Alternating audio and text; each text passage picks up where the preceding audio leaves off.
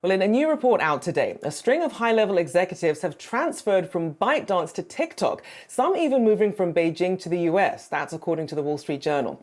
Now, some executives took top jobs in the app's money-making operations, taking roles overseeing advertising, HR, monetization, marketing, and e-commerce. Now, the moves have made some US-based TikTok employees concerned. They're saying the appointments show that ByteDance plays a greater role in TikTok's operations than the company has previously said. For more on this, Yahoo Finance reporter Dan Howley here to break down what this means for the platform. Dan, interesting here considering we already know TikTok and ByteDance have really been in the eye of regulators. That's right, Michelle. We had the CEO,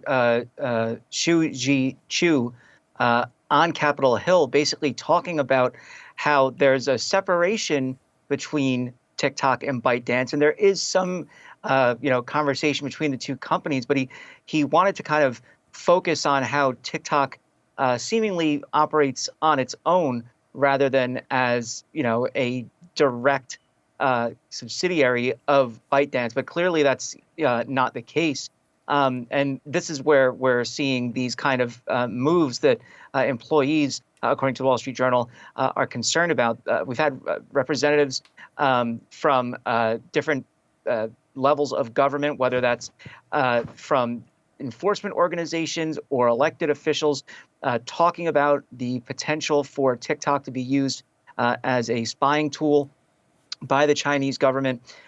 We've talked about how different users could be fed misinformation and disinformation, and about how information from individual users could be collected and then pooled to get a sense of future elected officials or future government workers who then could be influenced based on perhaps what they post on TikTok. Really, a lot of this, though, is still not exactly confirmed by the government. There's discussion of fears, but there's been no evidence brought forward that this is actually happening in any way, shape, or form. But that doesn't mean that we haven't seen any government action on this part. We've seen some states come forward and try to ban the use of the app. The U.S. government currently bans military members from using it on their devices. There's different governments who ban employees from using the app on their devices. Even some universities are banning the use of the app on their Wi-Fi networks. Now, that doesn't necessarily mean that all of these people can't use it on their private devices or they can't use it on their own networks, but it shows that there is obviously some kind of pushback that the government is trying to move against TikTok. This isn't going to help them in the eyes of regulators, in the eyes of enforcement officials. I think it's just going to go against them and kind of help ratchet up the rhetoric on whether or not TikTok should be banned entirely from the U.S. Although we've talked multiple times about how the reality is that's not possible based on First Amendment grounds. It's probably not going to happen anytime soon. The Trump administration had tried to ban it. There was talk from the Biden administration about making similar moves.